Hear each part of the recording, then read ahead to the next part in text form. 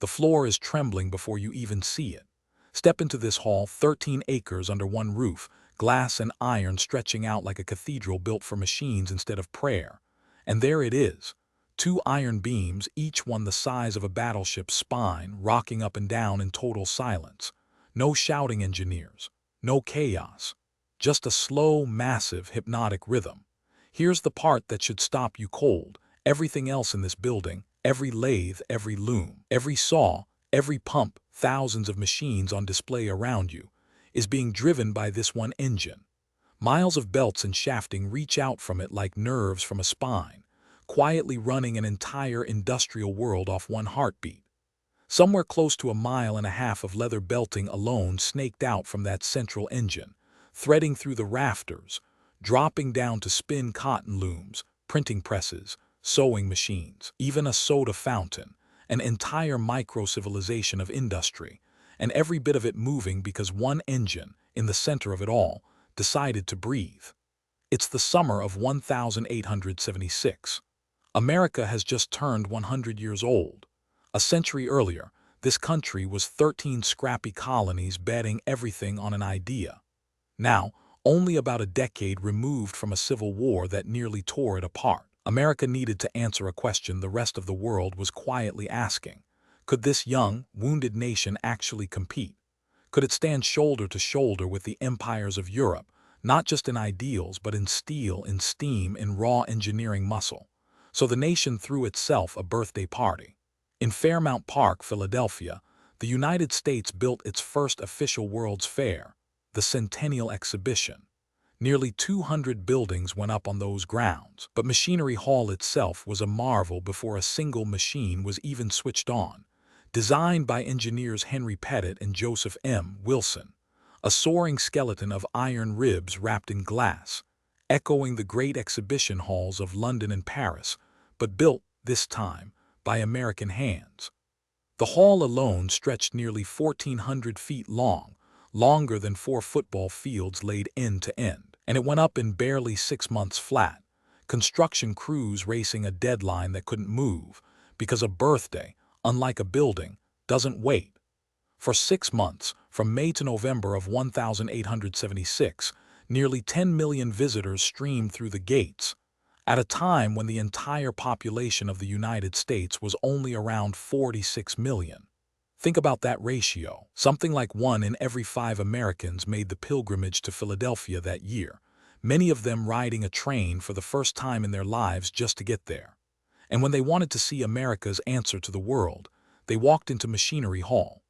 There stood the Corliss steam engine, roughly 40 feet tall, generating something like 1,400 horsepower, built by George Henry Corliss and his company up in Providence, Rhode Island. Corliss had spent years perfecting a valve system so precise, so efficient, that his engines ran smoother and quieter than anything else of their size on Earth. Where older steam engines groaned and hissed and shook the ground beneath them, Corliss's design used a set of rotating valves timed with almost surgical precision, releasing steam in short, controlled bursts instead of one violent gulp. The result was an engine that visitors that summer swore felt less like brute machinery and more like something alive. A giant, breathing quietly, keeping its own steady pulse. Engineers on site liked to boast that a single attendant, one man with an oil can and a watchful eye, could keep the whole thing running smoothly for an entire day. No army of stokers, no constant shoveling of coal by a dozen sweating hands, just quiet, patient efficiency, which was, in its own way, as American an idea as anything else on display that summer. On opening day, it was President Ulysses S. Grant himself who stepped up to start it, joined by an unexpected guest of honor, Emperor Dom Pedro II of Brazil, a monarch with a genuine passion for science and invention who had crossed an entire hemisphere just to see American ingenuity firsthand. Together, they gripped the levers and set the great engine in motion. And as the story goes, the instant it woke up, the entire hall woke up with it. Thousands of machines all around them clattering, spinning, and humming to life at once, like a whole industrial nation exhaling in a single breath. Reporters on the scene described a wave of sound rolling outward from the center of the hall, gear by gear, belt by belt, until the whole building seemed to be breathing in time with those two rocking beams. One newspaperman on the scene called it a sound like the whole earth had cleared its throat. Grant, famously a man of few words even at the best of times, reportedly just stood there for a long moment watching the beams rock before turning back to the crowd. It said the applause that followed rolled through the hall in waves, chasing the sound of the machines themselves. But here's the thing. The Corliss engine wasn't the whole story. It was the heartbeat of a much bigger showcase of American ingenuity. And if you wandered those aisles for even an afternoon, you'd bump into the future at every turn. That same summer, on that same fairground, a 29-year-old inventor named Thomas Edison had his own exhibit nearby, showing off his early automatic telegraph technology, years before the world would ever know his name for the light bulb. He was there simply as a fellow exhibitor, one more mind among thousands, quietly building toward a future nobody could yet imagine. And he wasn't alone in that spirit. Just a short walk away, in a modest exhibit that almost nobody had noticed for days, a young Scottish-born instructor named Alexander Graham Bell was demonstrating a strange new device called the telephone. As the story is told, Dom Pedro Roman II, fresh off starting the Corliss engine, happened to be touring the exhibits when he recognized Bell from a visit to a school for the deaf back in Boston. The emperor picked up the receiver and famously exclaimed something close to, "My God, it talks."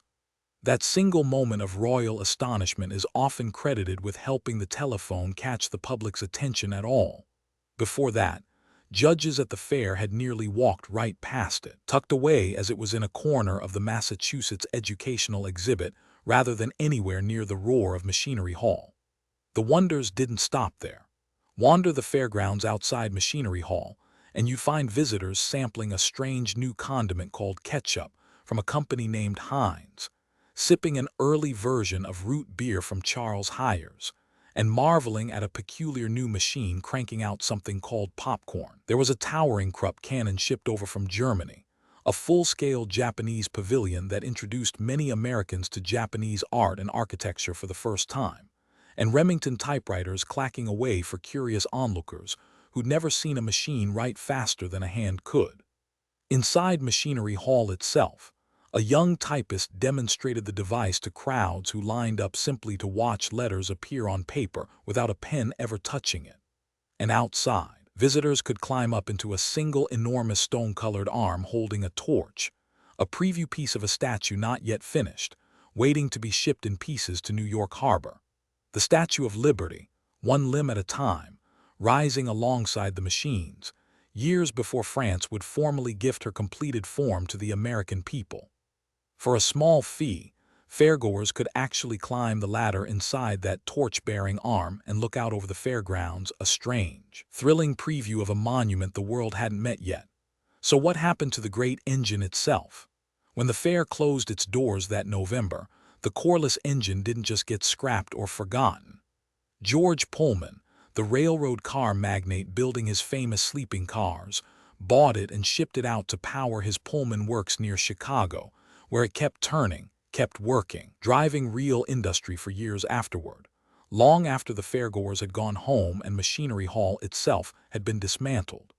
Corliss-style engines like it can still be found today, preserved in museums and industrial heritage sites, silent monuments to an age when steam was the closest thing humanity had to magic, when a single rocking beam of iron could stand in for the ambition of an entire nation. Corliss himself never stopped tinkering. He held dozens of patents in his lifetime, and the valve gear he perfected for that Centennial engine became the gold standard for stationary steam engines for decades afterward, powering factories and mills long after Philadelphia's fairgrounds had gone quiet. He didn't live to see how far the century would run. He passed away just 3 years after his engine amazed the world. But by then, the seeds planted in that hall were already sprouting. The telegraph exhibit that young Edison showed off would, within just a few years, give way to the phonograph and the incandescent light bulb. Bell's telephone, dismissed at first as a novelty for an emperor to marvel at, would rewire how an entire country talked to itself, stringing wires from city to city faster than almost anyone in that hall could have imagined possible.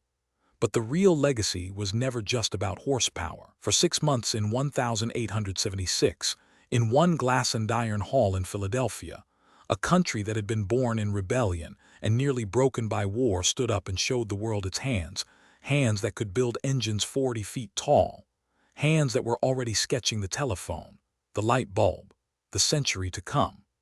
A wounded nation, barely 100 years removed from 13 scrappy colonies, proved it could outbuild, out-invent, and out-dream anyone watching. 100 years old and just getting started.